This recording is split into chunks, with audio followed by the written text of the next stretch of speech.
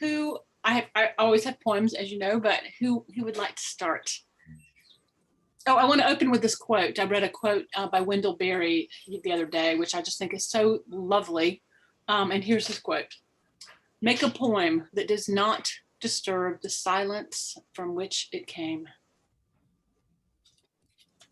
Isn't that lovely? So true.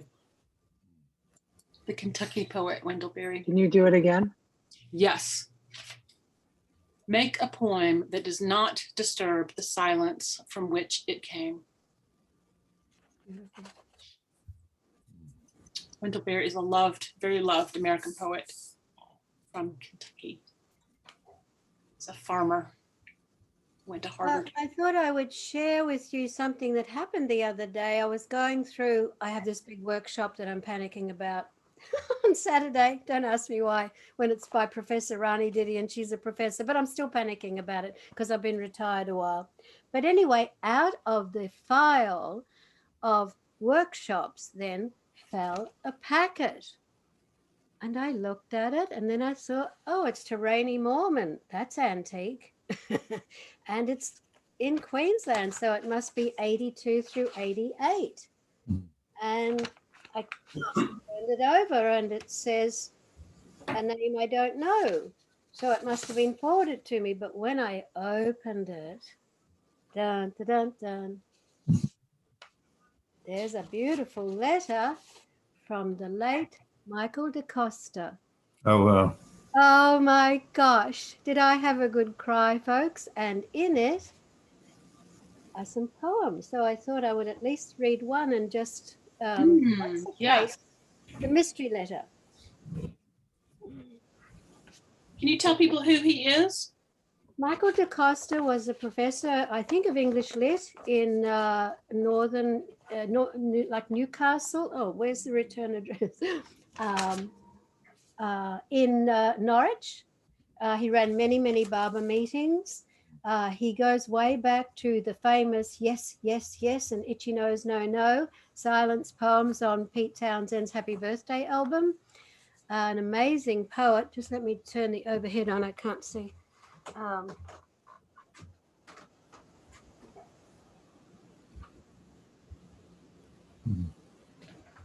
And did a lot to establish a sort of a more democratic English Barber group and had meetings in Norwich and so on. So it says on the top, I mean, the staples are rusty. I just felt so awful. I thought I should at least share my scattered Aquarian vagueness at times that just throws an envelope into a non-related folder and then finds it 88, 98.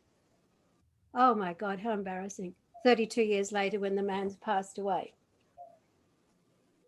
To get nearer and nearer to God, you have to get further and further away from I, my, me, and mine. It's as simple as that, though found to be almost impossible. Meher Baba. Oh, that one's very long.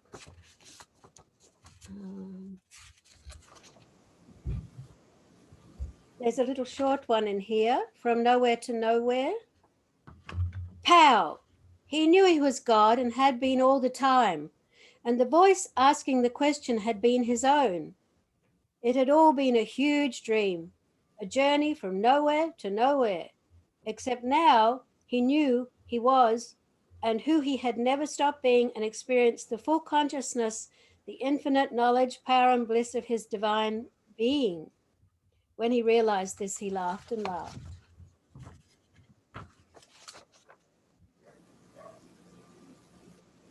That goes with a long essay.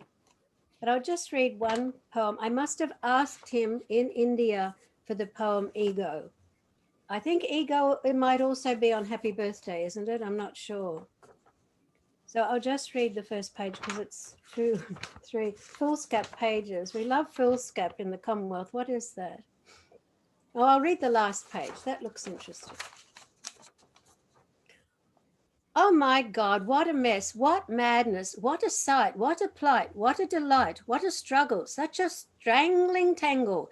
What an ego, such an ego, elusive, evasive, won't let go. Here it is, there it is, over there, over here, anything it grows on, anything it feeds on, ego, ego, feeding its face, feeding on want, feeding on desire, feeding on craving, feeding on possessions, feeding on power, even lack of power, feeding on fame, feeding on achievement, feeding on difference, feeding on separateness, feeding on exclusiveness, feeding on conflict, feeding on lust, feeding on greed, feeding on anger, feeding on hatred, feeding on fear, feeding on jealousy, feeding on aloneness, feeding all alone, feeding on goodness, feeding on humility, feeding on service, feeding on selflessness, feeding on cheerfulness, feeding on anything, anything at all. Feed on, ego. Carry on feeding. I, my, me, and mine, binding, blinding, ego fodder. I, my, me, and mine, conflict ridden, ego fodder. I, my, me, and mine. Ego, ego, will you ever go? Shall I ever be free? How can I break free? How can I stop feeding the face of this that's me? Ego, ego, hydra headed, destroyer of joy. Who can destroy you? Who will slay you? God? God? I can't do it on my own. God, God, can it really be true?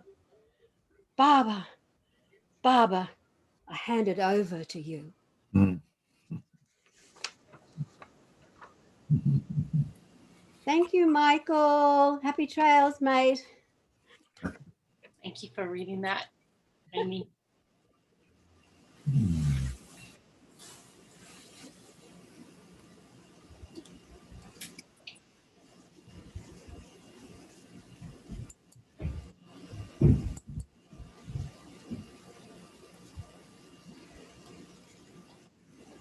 Who else would like to read something? Let's see. Wow. Mhm. I can, Oh yeah, unless you were going to. awesome. Goddess Diane, I meant to say. Yeah, that's GD to you. Takes me a moment to just let the words sink in and keep coming out of my mouth. So I'm on a Mary Oliver bent, and I Yeah. went to her most famous poem, but I like this one better. This is called Angels. You might see an angel anytime and anywhere. Of course, you have to open your eyes to a kind of second level, but it's not really hard. The whole business of what's reality and what isn't has never been solved and probably never will be. So I don't care to be too definite about anything. I have a lot of edges called perhaps and almost nothing you can call certainty for myself, but not for other people. That's a place you just can't get into, not entirely anyway, other people's heads. I'll just leave you with this. I don't care how many angels can dance on the head of a pin. It's enough to know that for some people they exist and that they dance. That's good. Huh. That's so different from other work that I've heard by her. Which, do you know what that came out of? Oh, I can maybe find that out. Hold on. I got it from the internet. It's so very different from work I've heard by her. I know that during the latter years of her life, her work did change. I'm assuming it had something to do with all the drugs she had to take for her stage 4 lung cancer. Yes. There's this website that had a lot of her poems. Yeah. It's from 2019. Oh yeah, don't. And it says that most of her poetry has to do with walks she's taken in the woods. So I guess that this is deferring from that. 2019. She had already died by 2019.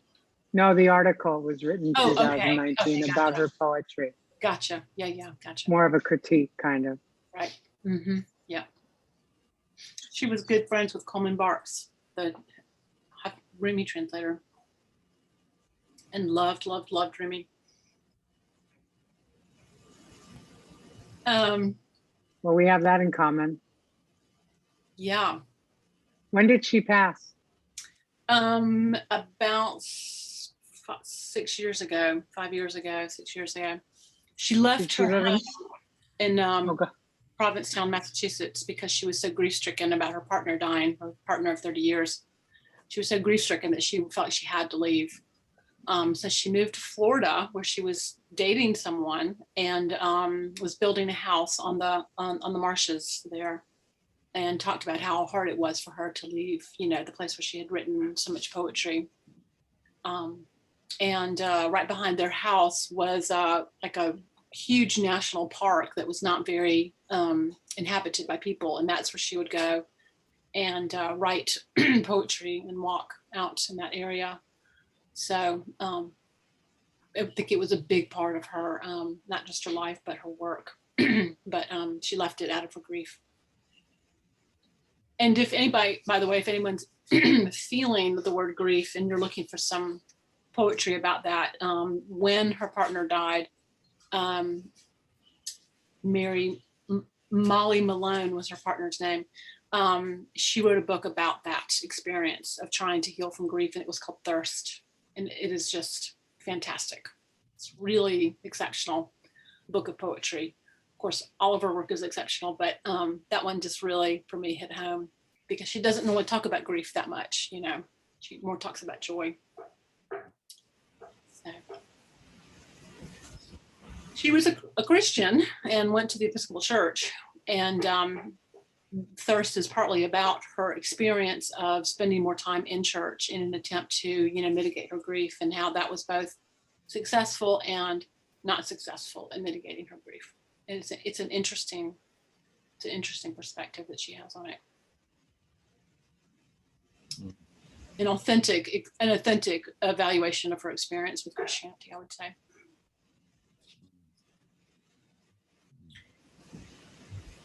Thank you for reading that, Goddess Diane.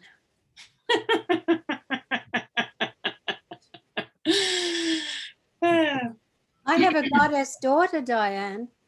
Oh, nice. Yes, It's a lovely name, isn't it? she's famous. I'm just her goddess mother.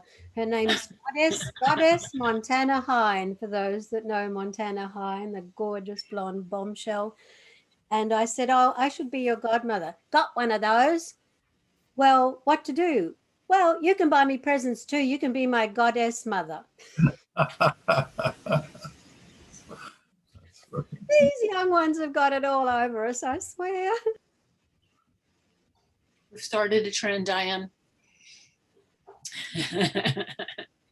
Well, speaking of Christianity, here's one I wrote about. I can't remember if I read this one for you all or not, but a friend of my old high school friend's partner died. It felt to me like it was a kind of suicide.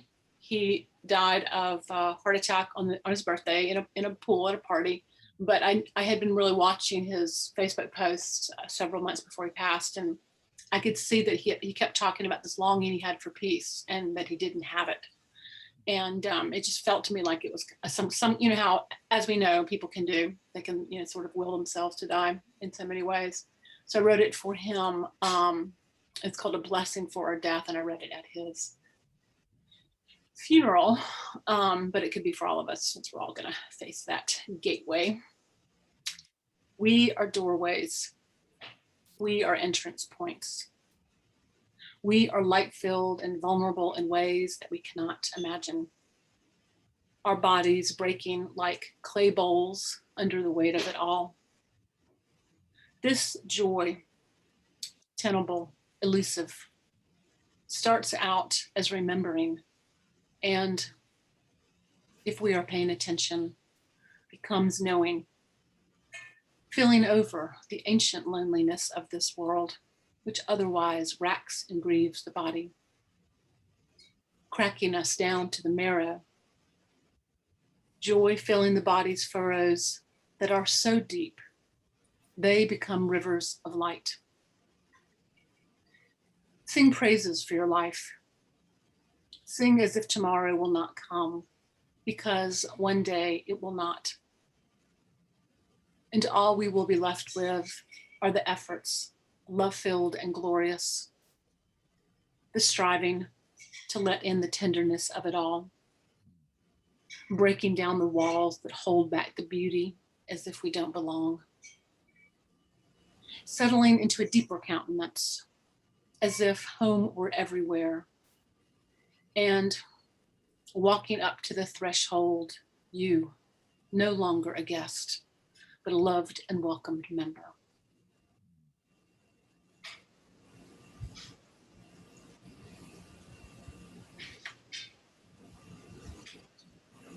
It seems to me there's such enigma around suicide, you know, in every religion, in every spiritual path. And so I just wanted him to know that he was welcomed, you know, into his new life somehow. Can you read it again? Oh, sure. I just closed that file. Let me open it quickly. The real title of it is called Banat, you know, which is a Gaelic for a blessing. We are doorways. We are entrance points. We are light-filled and vulnerable in ways that we cannot imagine. Our bodies breaking like clay bowls under the weight of it all. This joy, tenable, elusive, starts out as remembering, and if we are paying attention, becomes knowing. Filling over the ancient loneliness of this world, which otherwise racks and grieves the body. Cracking us down to the marrow. Joy, filling the body's furrows that are so deep, they become rivers of light. Sing praises for your life. Sing as if tomorrow will not come, because one day it will not. And all we will be left with are the efforts, love-filled and glorious, the striving to let in the tenderness of it all, breaking down the walls that hold back the beauty as if we don't belong, settling into a deeper countenance as if home were everywhere, and walking up to the threshold, you, no longer a guest, but a loved and welcomed member. Mm. It's beautiful. You. I love that. I'm going to have to bid adieu. I have too much of a conflict. Okay. So I can't wait As to goddesses listen to the do. recorded version. What'd you say? As goddesses do. And mic drop. Oh boy, Thank you all. Yeah. Send you love. Yeah. Bye-bye.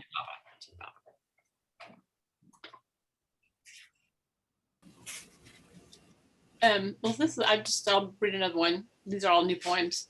This one's called Not Forsaken. And I wrote it with Baba in mind, even though his name is not mentioned.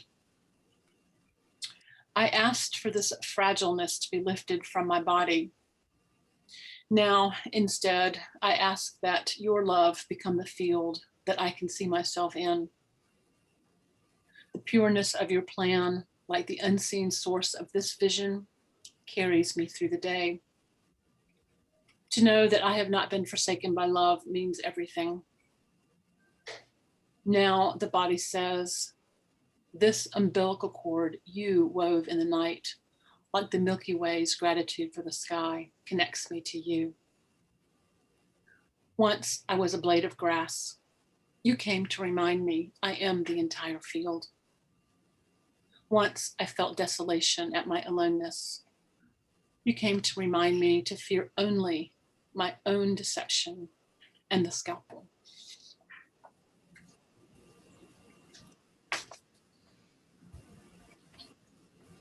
I've read these before, but I can't remember who all was on there, so I apologize if you've heard it before.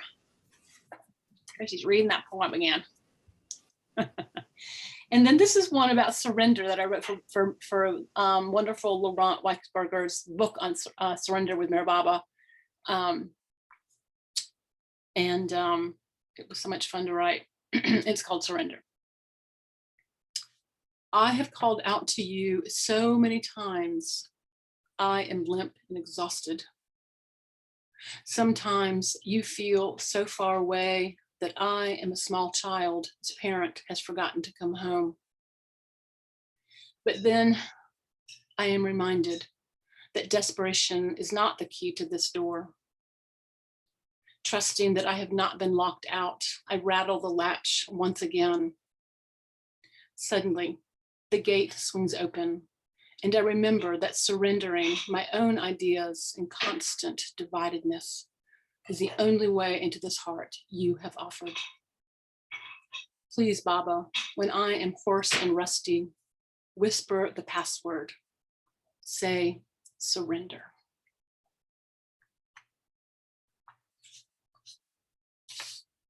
It's such a gorgeous word, surrender. And then Baba, of course, made the word up, surrenderance. That's why it's always highlighted when you try to key it in. There is no such word. Baba coined that word. Surrenderance. That's lovely. I mean, it feels like we've always had it, but yeah. Surrenderance. Makes me think of remembrance.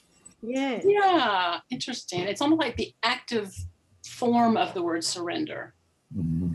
Well, I think in the West it had always been a white flag and all about wars because there were so many for the last 150 years, you know.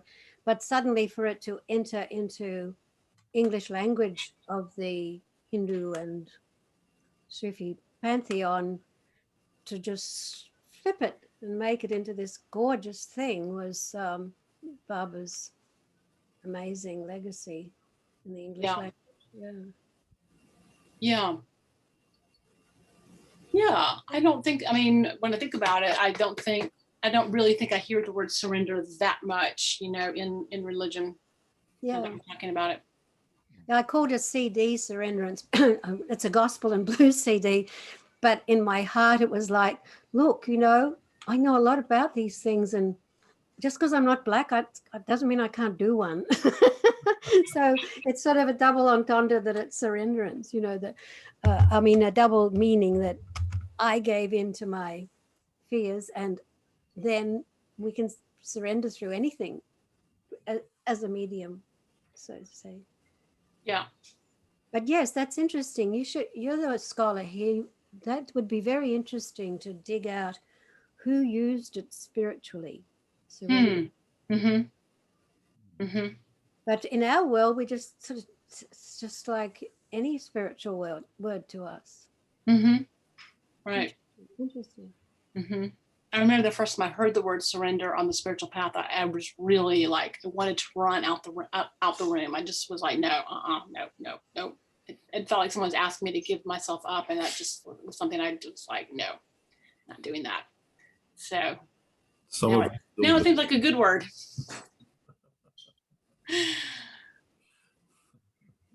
Something about getting older. Yeah, I remember when I first went up to the Samadhi, Mum had said to me, go upstairs right away. So I actually had to leave the group, and somebody had to I didn't know what upstairs meant, up the hill. But then when I got up there, of all things, someone was fully prostrated. I shot through as fast as I could. I'm thinking, what have I gotten myself into? I've been a Baba lover for 4 years. I didn't know about this part of it. Right. Yeah. But then I found out it had all these. I don't think I saw for years someone fully prostrate at that place. But the minute prostrate, as soon as I got there, it happened in front of my eyes. Interesting. Yeah. Oh my It's God. funny because I think when I first learned about Baba, if someone had said to me, Baba's primary interest in you is the word obedience, I think I would have literally like left the room and not come back. And I wonder if any of you have had this experience, but after I, had him make requests of me, one request after another, some small, some large, and realized that every single time he asked me to do something, it was always to my benefit, even if I couldn't see it. Today, that seemed like, obedience, yeah, no problem, because it just seems like a natural, it's for our best interest. Maybe that's a very narcissistic way to look at the word obedience. That's okay. Oh, it's to my benefit, obedience, you know. Each Bible lover thinks God lives in their heart. I mean, how self-involved can we get? It's true. Thank you. Yeah, it's a good point.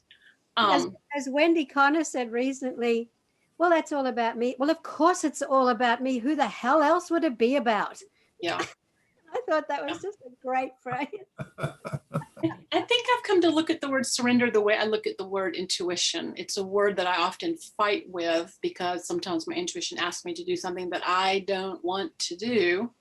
But it never, so far in my experience in life, my intuition has never led me astray. It has never asked me to do something that was not in my best interest. And so, you know, they seem very similar to me. Obedience, surrender, intuition, they all seem very connected to something bigger than ourselves. Yeah. Here I have a friend who's I call an instinctive. We could not come at things from two different directions than someone with a bit of intuition and someone highly instinctive. But we get there. Hers seems to take longer and seems to be emotionally traumatic. but she's a rare female who's an instinctive. I always stop myself and look at her point of view, and it's grounded and raw, and a lot to learn from that aspect of our nature that we shove under the bed too. Right. Yeah. Yeah. I think it's one of the things I love about poetry is I feel like when you are writing poetry, on some level, you have to surrender to the pen. You know, you have to surrender to what wants to be said instead of, you know, thinking you've got it all, you know, figured out, or you're going to try to be clever or interesting. You know, T.S. Eliot said, if there are no surprises for the writer, there are no surprises for the reader. And I have personally found that to be true. That the more I can surrender to the experience of writing, the more powerful the poem tends to be, you know. And poetry seems so instinctual or intuitive to me. You know, it's not, you have to have some kind of capacity mentally to write poetry, but it's not the primary thing that's happening. The mental aspect. It fell right out of my brain because I was remembering the lines, but who said the lines? If there's no surprise. Oh, T.S. Eliot. If there are no surprises for the writer, there are no surprises for the reader. Or the Wendell Berry quote, make a poem that does not disturb the silence from which it came. It's the same, it's really the same thing, you know. Follow the thread. I have one more poem about surrender, and then I'm going to hand it over to someone else, unless no one has anything, in which case I will start reading some Kabir.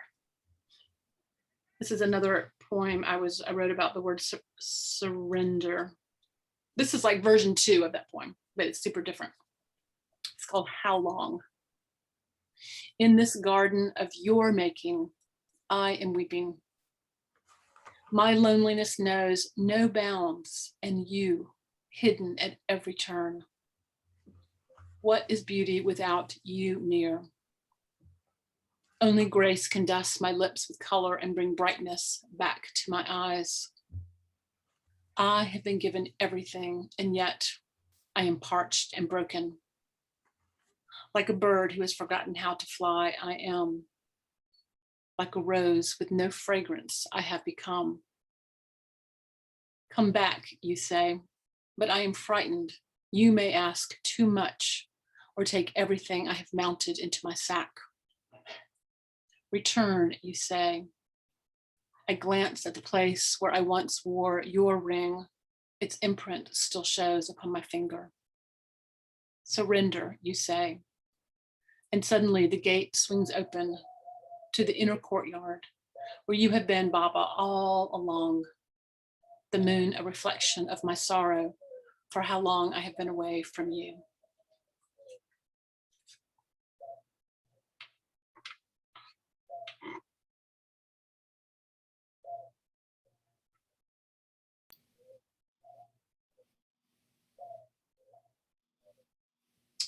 So does anybody have something they'd like to read, or should I dive into some Kabir?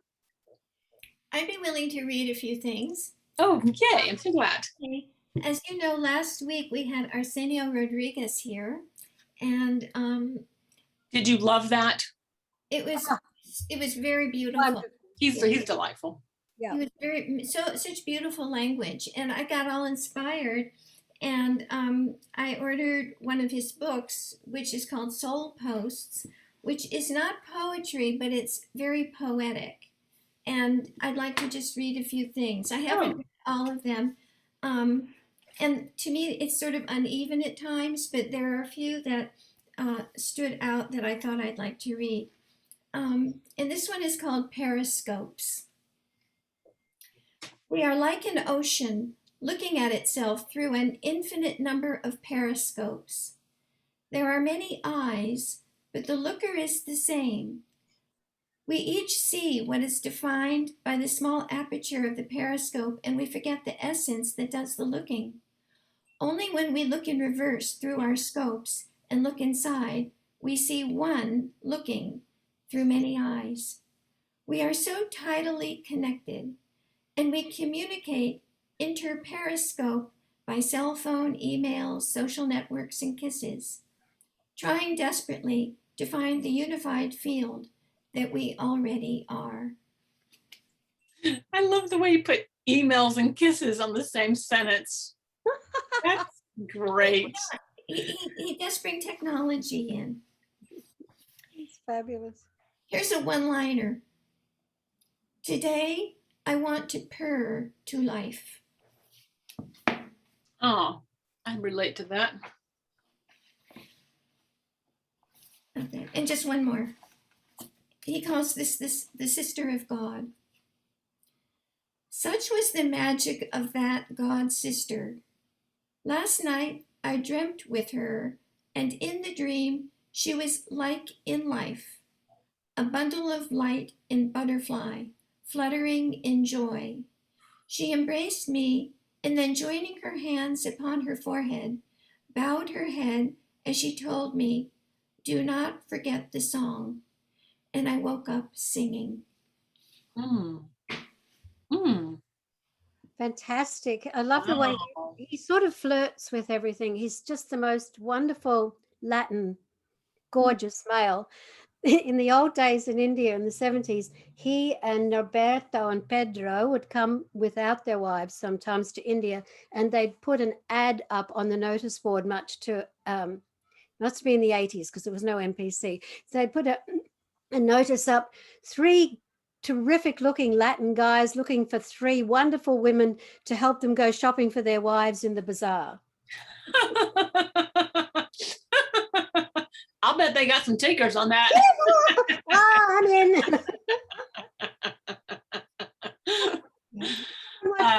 I'm in. Funny. That's so funny. That was a lovely poem that you read. Do you have one more of his, Diana? There are many. You know, some of them.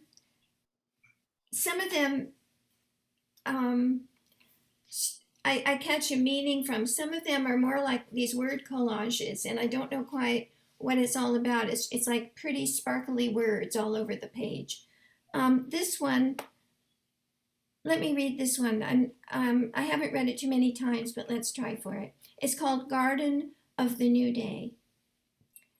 It opens again like a door into familiar definitions, conversations, relations, aspirations, and frustrations. This garden of the new day. It is a magnificent, brilliant, extraordinary manifestation of potential. Somehow, we should celebrate and sing, but instead we think. However, the magic apparition of sun and life beckons us all the time, every day, every night. Yes, we are deaf to the call we ourselves issue.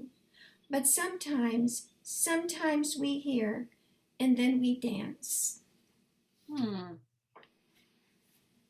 Hmm. Hmm.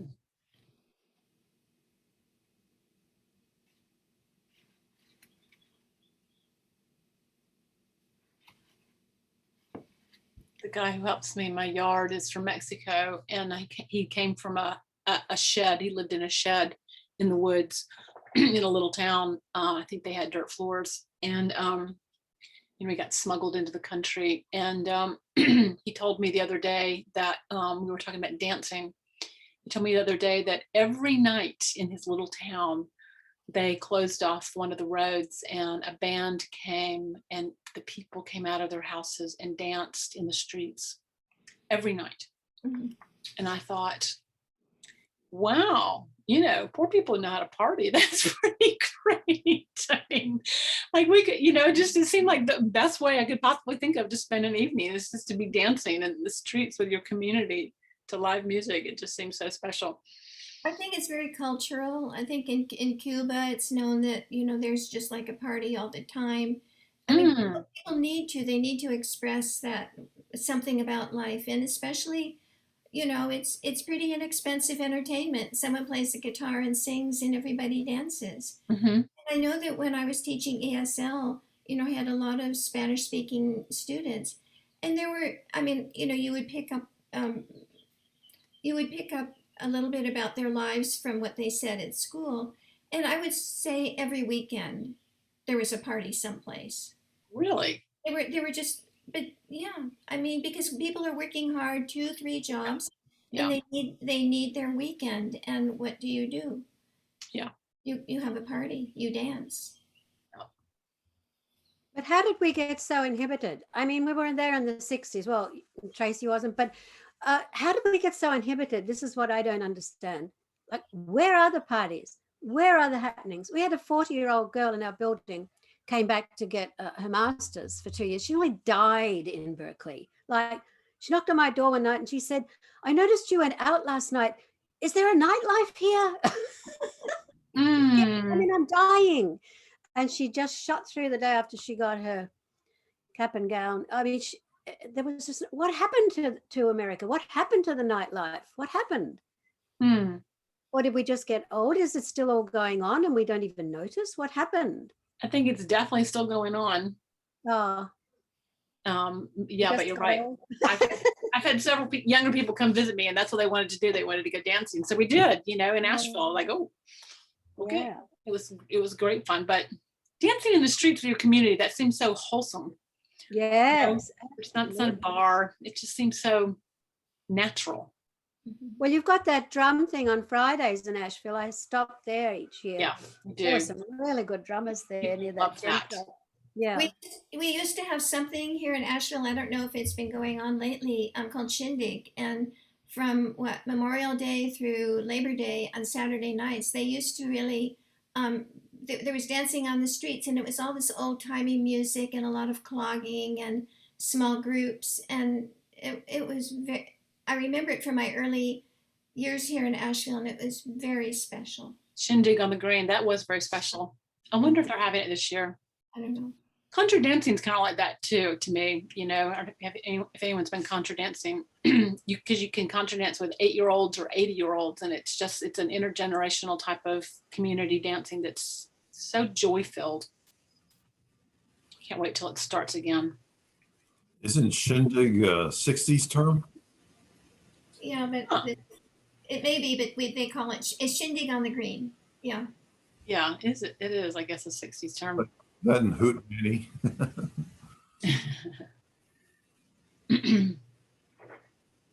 Thank you for reading that. I really enjoy his poetry. And the way he reads it is lovely. Thank you. It's very special.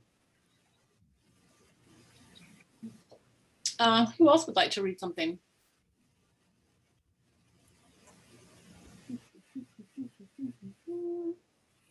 Well, I have this book that I've really enjoyed. It's called The Enlightened Heart, an anthology of sacred poetry by Stephen Mitchell. It's really quite a lovely collection of poetry from around the world that I've referred to several times. And I have found, I've read Kabir several times and have found the translations to be difficult in most situations, but these were quite good, and they were translated by Robert Bly, who started the men's movement here in the United States. And for those of you who do not know Kabir, He was born in Varanasi, India, which is considered the most sacred city of India. And it was born in 1440, died in 1518. He was actually, the story goes, he was born to a woman who had a vision while she was in a temple, and she was unmarried. And so she gave the baby away, and she left the baby out on the street, and some Muslim weavers found the baby and raised it as a Muslim. But he grew up to be a bhakti saint, bhakti meaning devotional. You know, all of his poetry and work is really about the act of devotion.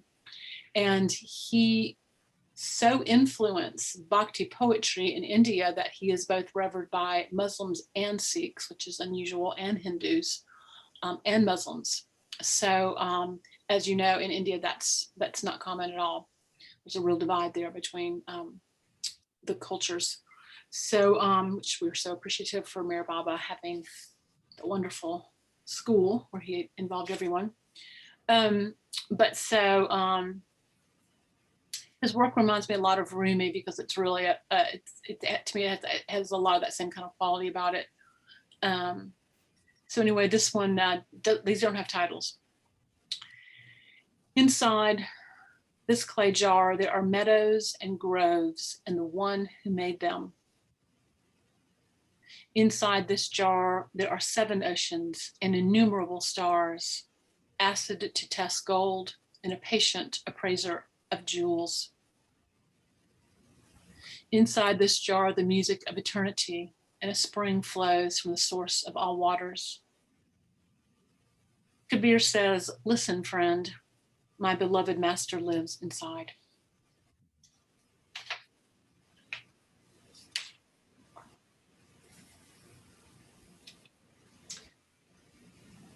These do not have titles. Are you looking for me? I am in the next seat. My shoulder is against yours. You will not find me in a stupa or an Indian shrine, not in synagogues or in cathedrals, not in masses or kirtans, not in legs winding around your own neck, nor in eating nothing but vegetables. When you really look for me, you will see me instantly. You will find me in the tiniest house of time. Kabir says, "Student, tell me, what is God? He is the breath inside the breath."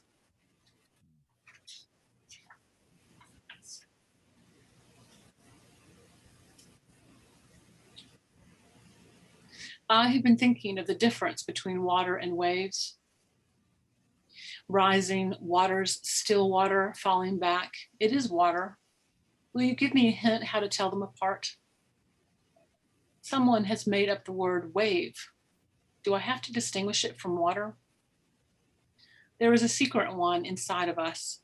The planets in all the galaxies pass through his hands like beads. This is a string of beads which one should look at with luminous eyes. Makes me wonder if John Stevenson, I forget his first name, who came up with the term bead on one string. I saw this poem. John Stevenson. And this was a poem that I do not know anything about this poet named Jency. His date was 1623, 1668. It was so lovely, even though it was just a singular poem in his book. I had to read it because it's so lovely. It reminded me, Telly, of some of the poems you've been reading, which are so beautiful, Japanese and Chinese poetry. Trailing my stick, I go down to the garden edge, call to a monk to go out to the pine gate. A cup of tea with my mother, looking at each other, enjoying our tea together. In the deep lanes, few people in sight. The dog barks when anyone comes or goes.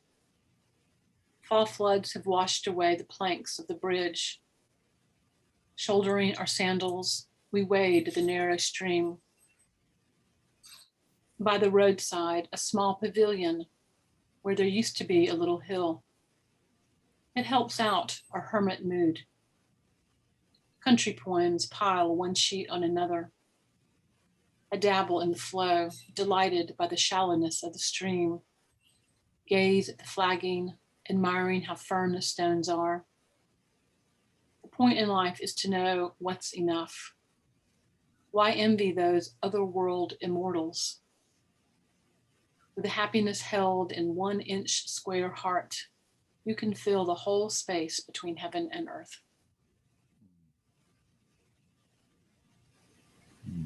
I just opened a Kabir, Love Songs of Kabir, translated by Gian Das, and it opened at dancing. Nagturi mere mun mat hoi. My mind does dance in delight to the tune of the music of love that swells eternally day and night, audible to one and all. All the 9 planets are dancing for ages to the tune, steeped in untold glee. The earth with its mountains, hills, and dales dances and dance, all the living creatures to the delight of the music. And amidst their tears and laughter too, all men and women dance. A few in the name of religion try in vain to remain aloof from the pervading music and dance. Says Kabir, my mind steeped full in love dances with abandon to the tune that the Lord Supreme beholds that and is highly pleased. Says Kabir, my mind steeped full of love dances with abandon to the tune the Lord Supreme holds that it, I can't even say this. Says Kabir, my mind steeped full in love dances with abandon to the tune the Lord Supreme beholds that and is highly pleased. Who translated that? This is the love songs of Kabir, the sort of Bible of the Sikhs, Gian Das. Someone copied it from their library for me. Oh. Very nice of them. A Sikh Raga student. I could read a Kabir as well. I have a book that Rabindranath Tagore translated. Oh, yeah. That's it. Kabir. Oh, brother, my heart yearns for that true guru who fills the cup of true love and drinks of it himself and offers it then to me. He removes the veil from the eyes and gives the true vision of Brahma. He reveals the worlds in him and makes me to hear the unstruck music. He shows joy and sorrow to be one. He fills all utterance with love. Kabir says, verily he has no fear who has such a guru to lead him to the shelter of safety. Lovely. Mm-hmm. Yeah, a lot of the bhajans are Kabir, even though they're seem Sufi to me. They seem his notions and ideas, but they've been squeezed into bhajans, and they're sung by the Hindus in the temples as religious instruction. From I'm dancing and everyone should be dancing to the type of thing. There's no world, there's no mountains, there's no this, there's no temples, there's no that. Let's go there. You know, sort of very Zen concepts when he was older. Everybody seems to translate him so well. It's such a pleasure to have so much of his work. Yeah, it really is. Tilly, would you read another? Yeah, sure. Or 2 or 3 more. We have 8 minutes, maybe 2 or 3 more. Finish us out for the evening. Oh, brother, when I was forgetful, my true guru showed me the way. Then I left off all rites and ceremonies. I bathed no more in the holy water. Then I learned that it was I alone who was mad, and the whole world beside me was sane. and I had disturbed these wise people. From that time forth, I knew no more how to roll in the dust in obeyance. I do not ring the temple bell. I do not set the idol on its throne. I do not worship the image with flowers. It is not the austerities that mortify the flesh which are pleasing to the Lord. When you leave off of your clothes and kill your senses, you do not please the Lord. The man who is kind and who practices righteousness, who remains passive amidst the affairs of the world, who considers all creatures on earth as his own, he attains the immortal being. The true God is ever with him. Kabir says, he attains the true name whose words are pure and who is free from pride and conceit. Hmm.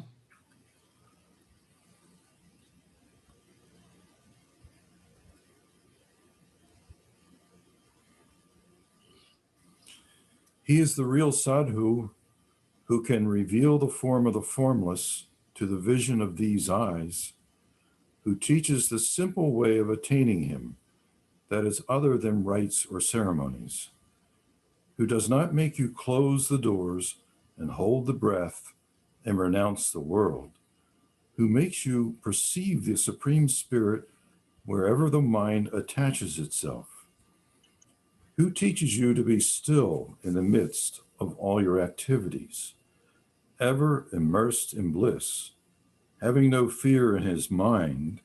He keeps the spirit of union in the midst of all enjoyments. The infinite dwelling of the infinite being is everywhere, in earth, water, sky, and air. Firm as the thunderbolt, the seat of the seeker is established above the void. He who is within is without. I see him and none else.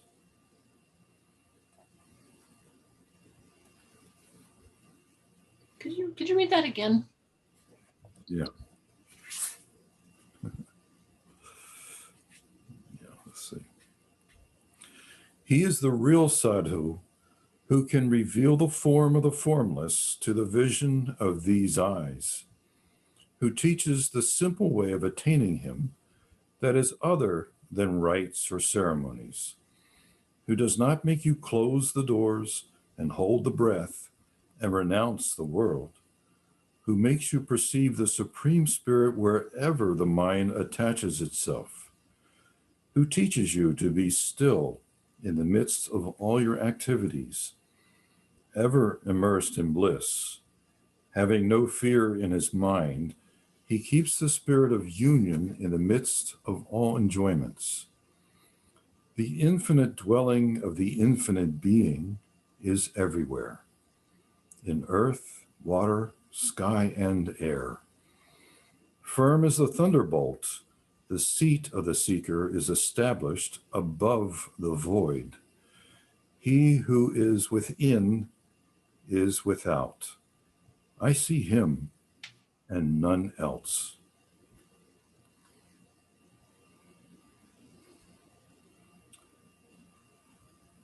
All right, one more short one.